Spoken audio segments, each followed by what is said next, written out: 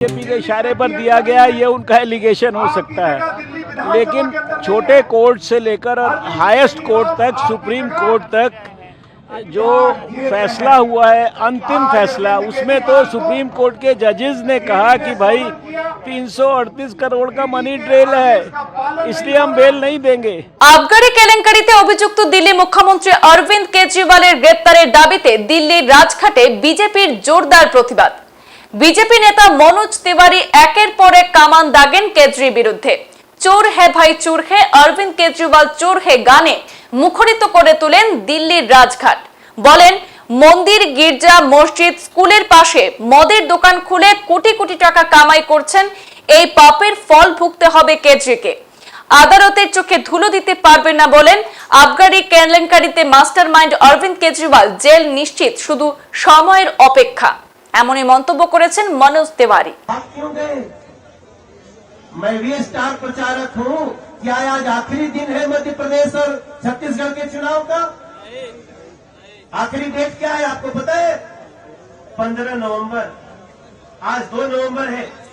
3, 4, 5, 6, 7, 8, 9, 10, 11, 12, 13, 14, 15 इतना दिन जाओगे क्या तुम?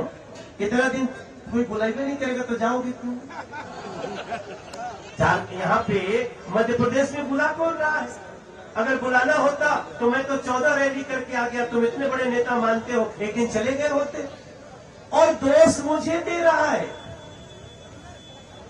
दोष वीरेंद्र सचदेवा को दे रहा है, दोष भाजपा के नेताओं को दे रहे हैं। मेरे भाई बहन, आज अरविंद केजरीवाल ने सिद्ध कर दिया कि ये मास्टरमाइंड जो शराब घोटाला का है वो अरविंद केजरीवाल जी ही है।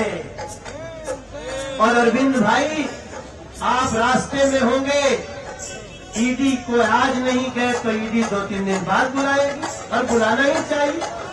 बुलाना चाहिए कि नहीं बुलाना चाहिए? बाबा साहब भीमराव अंबेडकर का संविधान, ये कानून पर्याप्त है हमारे देश में किसी भी भ्रष्टाचारी को सजा देने के लिए। इसलिए हमारे यहाँ पे तो पूरा रिदम उदम ढोलक तबला लेके बैठे हुए हैं, और तो गाना गाने का मन करने लग रहा है। लेकिन मैंने अगर आज गा दिया तो उनको लगेगा कि देखो किसी के जले पे नमक छिड़क रहे।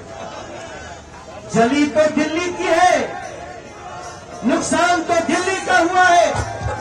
इसलिए मेरे भाई बहन, हमारे साथ भी आज आप कह सकते हैं कि चोर है भाई, चोर है, केजरीवाल चोर है, चोर है भाई, चोर है, केजरीवाल चोर है। रिदम भी बजना चाहिए। चोर है भाई, चोर है, केजरीवाल चोर है, भ्रष्ट है भाई, भ्रष्ट है, केजरीवाल भ्रष्ट है। अब तो ये स्पष्ट है, केजरीवाल भ्रष्ट है। दिल्ली अब तो करे पुकार, दिल्ली अब तो करे पुकार, हाजिर हो जा केजरीवाल। दिल्ली अब तो करे पुकार, हाजिर हो जा केजरीवाल। दिल्ली अब तो करे पुकार, हाजिर हो जा केजरीवाल। केजरीवाल सच तो बोलो, शराब घटा दो, कर्म खोलो। चोर है भाई, चोर है, केजरीवाल चोर है। देखो हम जो बोलते हैं वो भी राग में बोलते हैं, सुर में बोलते हैं। मेरे भाई बहन, मैं एक बात आपको कह के अपनी वाणी को विराम देता हूं। कोई पार्टी किसी को जेल नहीं कराती। अगर किसी को जेल होता है तो उसके अपने कर्मों के आधार पर होता है। और अरविंद केजरीवाल जी, वो माताएं बहनें जो गलियों में बैठती थीं कि हमारे स्कूल के सामने, मंदिर के सामने तुम शराब की दुकान क्यों खोल रहे हो, उनकी हाय लगी है तुमको अरविंद केजरीवाल। याद है आपको? जो महिला कभी घर से नहीं निकली, मेरे मीडिया के भाई बहन, मेरे हिंदुस्तान के मीडिया के सभी चैनल, अखबार, आप भी याद रखिएगा, हमारे कलेजे फट जाते थे जब वो लोग आती थी। कभी घर से दुल्हन नहीं निकली, वो भी कहती थी मेरे बच्चे के स्कूल के सामने शराब की दुकान खोल कर। मंदिर के सामने शराब की दुकान, मस्जिद के सामने शराब की दुकान, गिरजाघर गुरुद्वारे के सामने शराब की दुकान। ऐसे लोगों को अगर दिल्ली के बहनों की हाय नहीं लगेगी तो किसको लगेगी? आप सब खड़े रहिए, ये चाहे जितना भागे, लेकिन बाबा साहब भीमराव अंबेडकर के लिखे संविधान में, कानून में इतना दम है कि अपराधी को पाताल से भी खींच के ले आएगा और उसको की सजा देगा।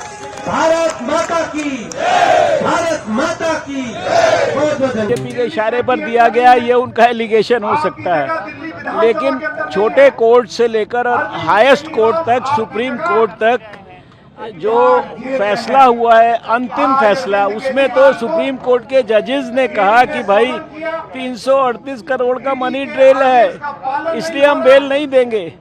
उसका क्या जवाब है? वो तो बीजेपी नहीं कंट्रोल करती ना सुप्रीम कोर्ट को, या बीजेपी हाई कोर्ट को नहीं कंट्रोल करती है, छोटे कोर्ट को नहीं कंट्रोल करती है, तो उसका क्या जवाब है उनके पास? जांच के लिए तो पहले भी बुलाया था ईडी ने, सुबह से शाम तक जांच आखिर उनसे हुई थी ना। अरेस्ट अगर उनको करना होता तब भी कर सकते थे। अब ईडी का तो काम है कि क्राइम को इन्वेस्टिगेट करना और कल्प्रिट को अगर वो है तो जेल तक भेजना, वही वो कर रही है। और हर नागरिक का ये कर्तव्य है कि ऐसी जांच एजेंसी की जांच में पूरी तरह से पार्टिसिपेट करना और उसके अंदर सहायता करना हर तरीके से। ये अगर कट्टर ईमानदार अपने आप को कहते हैं, कट्टर सच्चाई का पक्षधर कहते हैं, तो फिर जो है ये जांच से क्यों भाग रहे हैं? ये तो हमारा कहना है कट्टर ईमानदारी का झूठ बोलने वाले उच्चतम कोटि के कट्टर बेईमान हैं। ये मैं बोल रहा हूँ, एलिगेशन नहीं है ये मेरा, ये अब सिद्ध हो चुका है और ये उनको सिद्ध करके दिखाना है कि वो कट्टर ईमानदार है। और उसके लिए सबसे पहला काम है कि जांच एजेंसीज के सामने जाकर सच बोलें।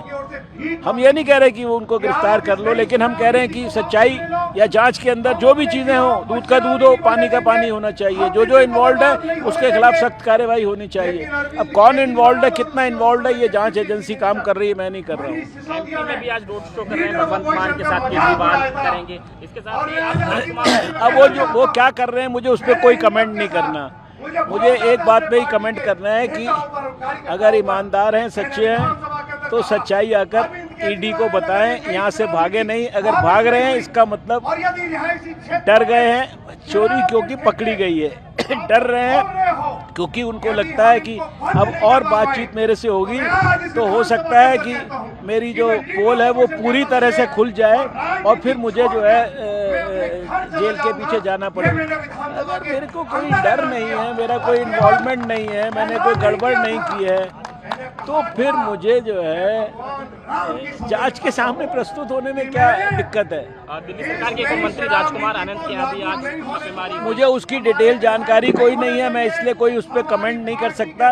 जब कोई डिटेल्ड फैक्ट्स मेरे को जानकारी में होंगे तो मैं ज़रूर कमेंट करूँगा।